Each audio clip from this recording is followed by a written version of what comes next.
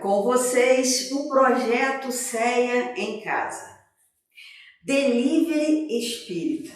O nosso CEA, especificamente a nossa livraria, está com um serviço de delivery. Então, esse número que aparece agora para vocês, passem um WhatsApp para esse número solicitando um serviço de delivery.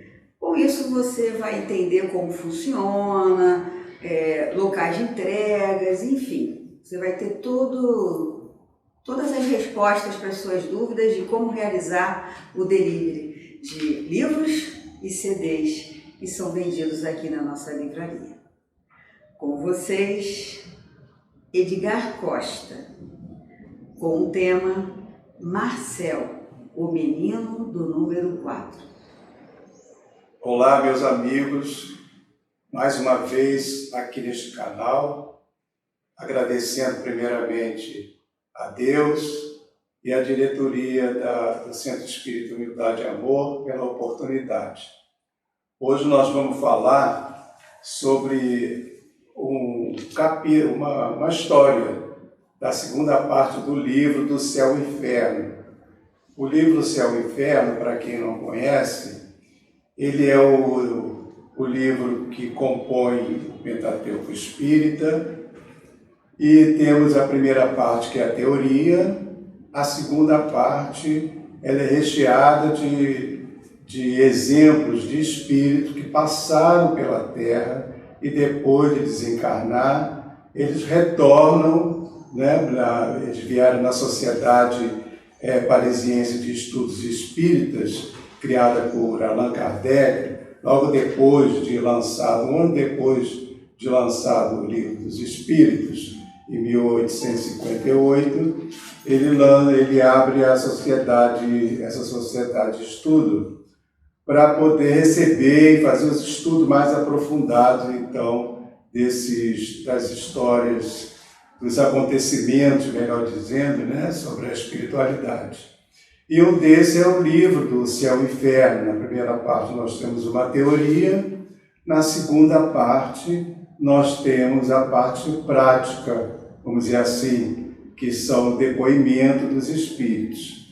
Para aqueles que não acreditam que os espíritos voltam para contar, como a gente já ouviu, e essa expressão muitas vezes, antes então de eu conhecer a doutrina espírita, eu ouvi muito, morreu, acabou, porque ninguém retorna para contar, Então, mas se conhecesse, estivesse estudando a doutrina espírita e fosse na segunda parte desse livro, ia saber o depoimento desses espíritos.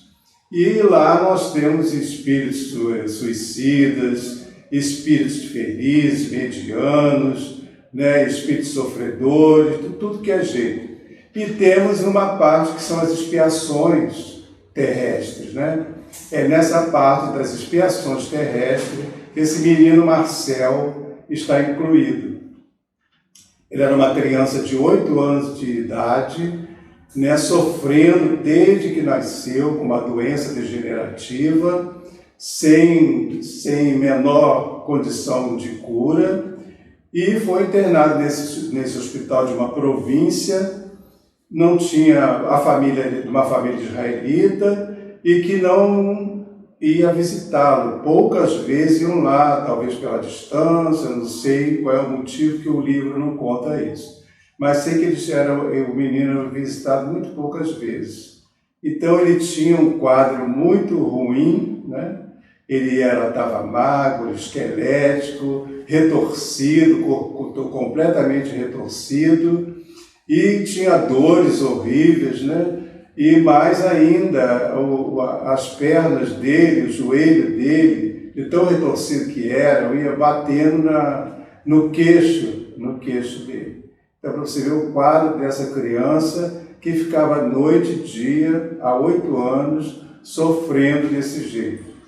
E a única coisa que ele tinha, o único alento, era o médico, que se compadeceu da situação dele e dava um pouco mais de atenção para ele, Lia o livro, coisa do interesse dele, da criança, e ele mostrava de uma inteligência muito rara, que ninguém poderia imaginar que uma criança que nem na escola foi, pudesse ter aquela inteligência. Ele fazia observações, fazia ponderações das leituras junto com o médico, que o médico ficava abismado. Não sabia de onde aquela criança foi buscar tanto conhecimento para fazer as observações que ele fazia. E mais ainda, o menino sofria de dores horríveis e nunca reclamava de dor. Ele nunca reclamava, né? Ele tinha uma resignação que chegava a incomodar o médico com essa resignação dele. É uma característica das pessoas, né? Quando o sofrimento bate à porta, a primeira coisa que as pessoas fazem é se revoltar contra Deus, né? Se revoltam porque acham que foi esquecido por Deus, que Deus não nos ama, não os ama, e se revoltam contra Deus, se revoltam contra tudo. Então a situação da pessoa que é revoltada, né, piora muito mais. Eu conheci uma pessoa que tinha um problema sério, a mãe de uma amiga minha também, um câncer muito sério. Ela levava, sempre pedia dispensa do trabalho, trabalhava comigo, pedia dispensa para levar a mãe. E quando voltava, comentava com a gente, né? Porque ela nunca viu a mãe dela soltar um ai. Ela falou, nunca vi minha mãe reclamar de nada. E eu sabia que ela estava sentindo dor pelas feições dela, né? Mas ela nunca reclamava. Então, a pessoa, né, que tinha aquela condição de sofrimento já interna, né? Ela aceitava, ela era resignada com a situação dela. Então ele sofria muito, mas aí nessa situação, né, resignada a ponto de pedir um médico para lhe dar uma medicação, porque ele não conseguia fazer uma prece a Deus. A dor dele era tanta que ele não conseguia fazer uma prece a Deus. E o médico disse que não podia, que ele já tinha administrado os remédios necessários para ele e que não poderia dar mais nenhum medicamento a ele, né? Mas assim mesmo ele abria a exceção e dava, porque ele sabia que a situação do garoto era irreversível, né? Então não gostava de ver o menino estar sofrendo.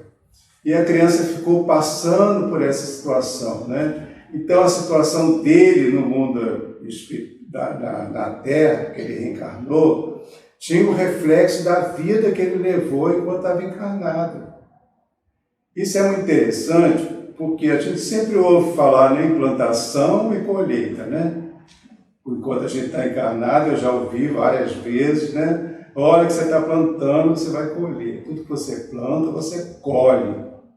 É uma expressão que a gente usa muito até hoje, né?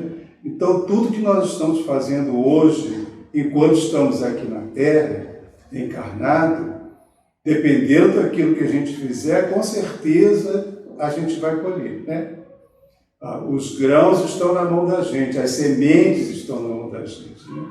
E a gente planta aquilo e depois vai colher e retorna muitas vezes, colhe no mundo espiritual, colhe enquanto está encarnado e muitas vezes reclama com Deus por que eu estou sofrendo, né?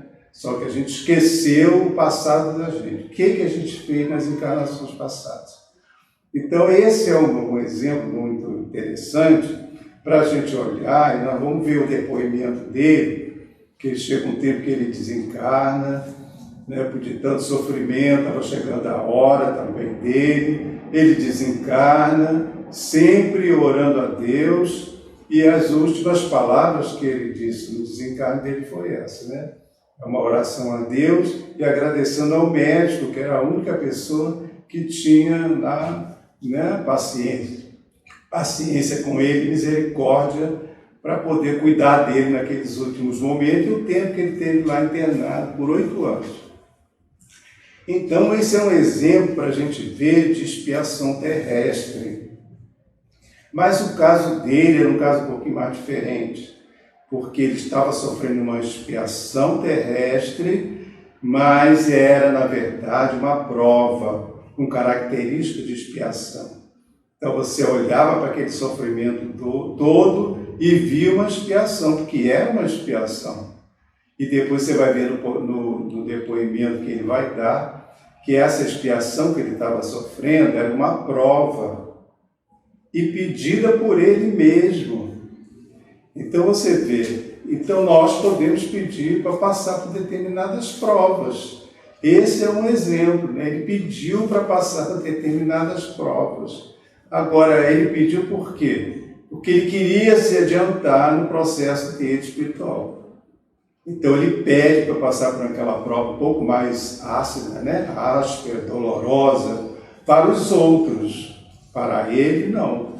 Ele estava sofrendo com resignação. Então você veja que essa situação dessas provas, dessas expiações, que a gente vê uma coisa e às vezes confunde com outra. Então, para a gente ver como é que é uma e como é que é outra, né? Então, vamos ver o depoimento que ele dá, depois que ele desencarna, como é que ele conta para nós como é que foi o passado dele, porque todos nós temos um passado. Hoje nós estamos aqui, mas já tivemos uma encarnação passada, 2 ou 3 ou várias. Então, hoje nós somos esse reflexo dessas encarnações passadas. Então, vamos ver lá o depoimento dele. Eu vou ler para a gente não perder nada. E ele faz algumas considerações antes. Ele foi evocado naquela sociedade que eu falei, Sociedade Parisiense de Estudos Espíritos, com uma equipe que Kardec montou, todos selecionados para poder trabalhar nessas situações e em outras mais, em estudos aprofundados da doutrina espírita, para que eles não perdessem nada e pudessem até responder mais profundamente e ter mais conhecimento. Então ele evoca esse espírito aqui, é claro que muita gente vai perguntar, mas vai evocando o espírito, mas ele foi evocado com permissão de Deus e para uma coisa nobre, que era o estudo, que é esse estudo que a gente estuda na doutrina espírita e que está lá compilado no livro do Céu e Inferno. Então ele, além de umas considerações, perguntam para ele assim: pelo que afirmais, parece que os vossos sofrimentos não eram expiação de faltas anteriores. Olha só, né? Aí falou, mas você falou que está passando por faltas anteriores, ele está passando por expiação por isso. Vamos ver mais à frente. Aí ele responde, não seria uma expiação direta, mas asseguro-vos que todo sofrimento que tem uma causa justa. Aquele a quem conhecestes tão mísero foi belo, grande, rico, adulado. Eu tive bajuladores e cortesãos, fora fútil e orgulhoso. Então, além dessa encarnação que ele estava sofrendo no hospital como menino, lá de 8 anos, ele já tinha tido uma encarnação anterior, que ele sofreu desde que nasceu até quando desencarnou idoso. E na mesma situação, resignado. E ele diz mais, anteriormente fui bem culpado, quer dizer, na reencarnação anterior a essa. Foi bem culpado, reneguei Deus, prejudiquei meu semelhante, mas expiei cruelmente, primeiro no mundo espiritual, depois na terra. Os meus sofrimentos os sofrimentos de alguns anos apenas, nesta última encarnação, quando menino de 10 anos, de 8 anos, internado lá no hospital, que era conhecido como Marcel, o menino de número 4, nessa última encarnação, suportei-os eu anteriormente, quer dizer, na encarnação desse menino, por toda uma existência que rolou pela extrema velhice. Então é a encarnação que ele teve antes de ser o Marcel. Por meu arrependimento, reconquistei a graça do Senhor, o qual me confiou muitas missões, inclusive a última, como menino Marcel, lá no internato do hospital.